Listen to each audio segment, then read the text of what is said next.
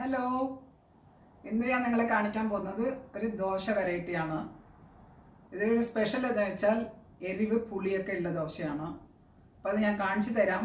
ഉണ്ടാക്കി നോക്കൂ. ഇഷ്ടപ്പെട്ടാൽ എല്ലാവരുമായിട്ട് ഷെയർ ചെയ്യൂ. പിന്നെ എൻ്റെ ചാനൽ ഇതുവരെ സബ്സ്ക്രൈബ് ചെയ്തിട്ടില്ലെങ്കിൽ അത് ചെയ്യൂ. Thank you. ഇന്ന് ഞാൻ കാണിക്കാൻ പോകുന്നത് ടൊമാറ്റോ ദോശ. അപ്പോൾ അതിനുള്ള ആവശ്യ സാധനങ്ങൾ കാണിച്ചു തരാം. അപ്പോൾ അതിന് പച്ചരിയാണ് വേണ്ടത്. പച്ചരി ഇത് ബ്രോക്കൺ ആണ്.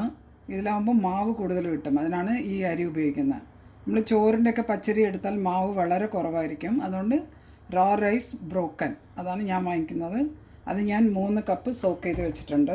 അത് നമ്മൾ അരി എടുക്കുന്ന ഈ കപ്പാണോ സാധാരണ റൈസ് കുക്കറിൻ്റെയൊക്കെ, അല്ലെങ്കിൽ നമ്മൾ ആരും ആവശ്യത്തിന് എടുക്കുന്ന അവരവർക്ക് അവരവരുടേതായ മെഷർമെൻറ്റിൽ ഒരു കപ്പ് ഉപയോഗിക്കാം. ഇതിപ്പോൾ എൻ്റെ 3 കപ്പ് ഇതാണ് 3 കപ്പ്.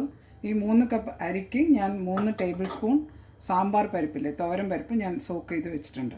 പിന്നെ അരിക്ക് കൂടുതൽ സമയം സോക്ക് ചെയ്യണം.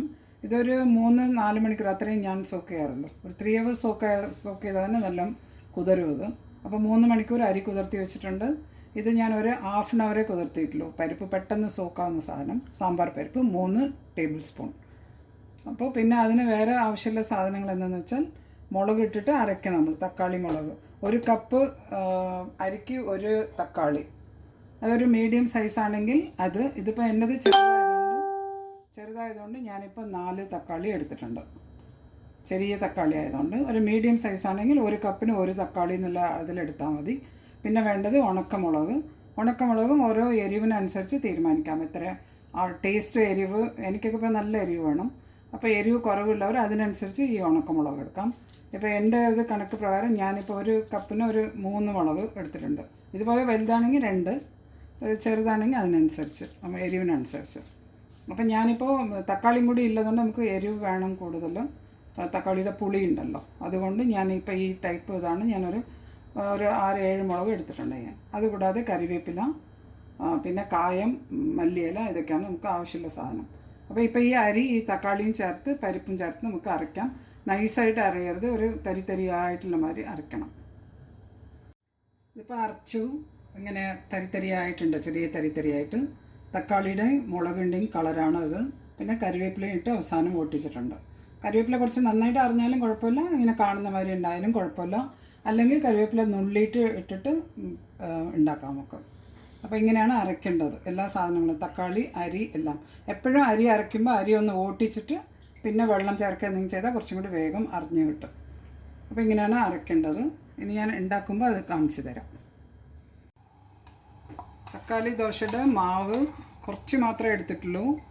മൊത്തം മാവെന്ന് ആവശ്യമുള്ള മാവ് മാറ്റിയിട്ട് ഇതിൽ ഉപ്പും മല്ലിയിലയും അരിഞ്ഞിട്ടിട്ട് ഉണ്ടാക്കുന്നുണ്ട്. എപ്പോഴും മാവ് നമ്മൾ കുറച്ച് കൂടുതൽ അരച്ചാൽ അത് ഉപ്പിടാതെ ഫ്രിഡ്ജിൽ വെച്ചാൽ മാവ് അധികം മണം വരില്ല, പുളി വരില്ല, 2-3 ദിവസം ഉണ്ടാക്കാം.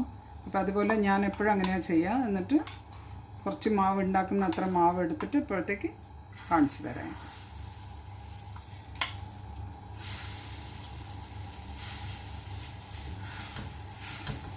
നല്ലെണ്ണയാണ് ഉപയോഗിക്കേണ്ടത് ദോശയ്ക്ക്. നല്ലെണ്ണ ഇഷ്ടപ്പെടാത്തവർക്ക് കുക്കിംഗ് ഓയിൽ എന്താ ബ്രാൻഡ് ഉപയോഗിക്കുന്നോ അതോ അല്ലെങ്കിൽ വെളിച്ചെണ്ണയോ ഉപയോഗിക്കാം. പക്ഷെ ഞാൻ ഇതുപോലെ ദോശയ്ക്കൊക്കെ ഉപയോഗിക്കുന്നത് നല്ലെണ്ണയാണ്.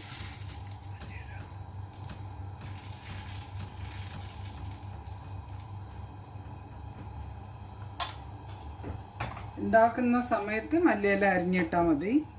അപ്പോൾ ഞാൻ എപ്പോഴും അങ്ങനെയാണ് ചെയ്യുക. മാവ് അരച്ച് ഫ്രിഡ്ജിൽ വെച്ചേക്കും. ആവശ്യമുള്ള സമയത്ത് എത്ര ആവശ്യമുണ്ടോ അത്ര മാവ് എടുത്ത് മാറ്റി അതിൽ കുറച്ച് ഉപ്പും മല്ലിയിലെല്ലാം ഇട്ടിട്ടാണ് എപ്പോഴും ഉണ്ടാക്കുക. ഇതിപ്പോൾ ഞാൻ നല്ലെണ്ണയാണ് ഒഴിച്ചു കൊടുക്കുന്നത്.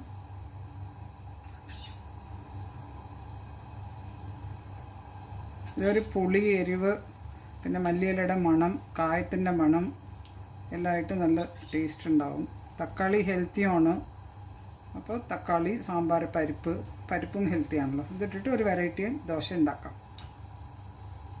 ഇതായി അപ്പോൾ നമുക്ക് തിരിച്ചിടാം.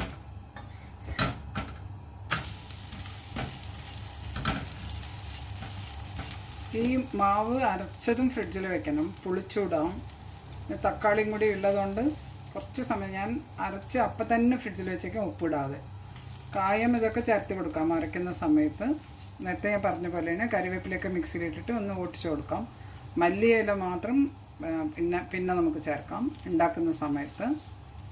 ഞാൻ ഇഡ്ഡലി മാവൊക്കെ അരച്ചിട്ട് ഇഡ്ഡലി ഉണ്ടാക്കുമ്പോഴും അങ്ങനെയാണ്. മാവ് കൂടുതൽ ഗ്രൈൻഡറിലൊക്കെ അരച്ച് ഫ്രിഡ്ജിൽ വെച്ചാൽ ആവശ്യമുള്ള മാവ് എടുത്തിട്ട് അതിൽ ഉപ്പ് ചേർത്തിട്ട് നമുക്ക് ആവശ്യമില്ല എത്ര വേണോ അത്ര മാത്രം എടുത്തിട്ട് ഉപ്പ് ചേർക്കാറുള്ളൂ.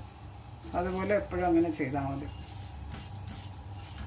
അടയുടെ മാവ്, ഈ തക്കാളി ദോശയുടെ മാവ്, ഇതൊക്കെ അതേപോലെ തന്നെ മറ്റേ ഇഡ്ഡലി മാവ് അങ്ങനെ തന്നെ പൊങ്ങിയതും ഞാൻ ഫ്രിഡ്ജിൽ വെക്കും.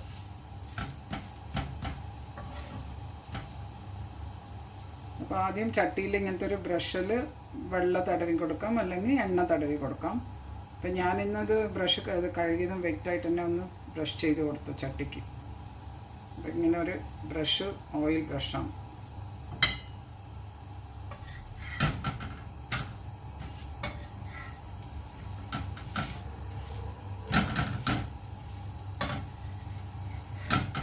ദോശ റെഡിയായി.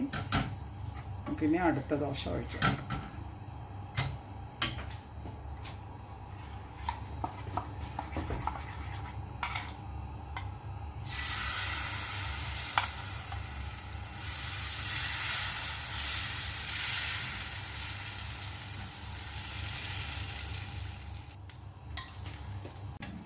ഇതായി.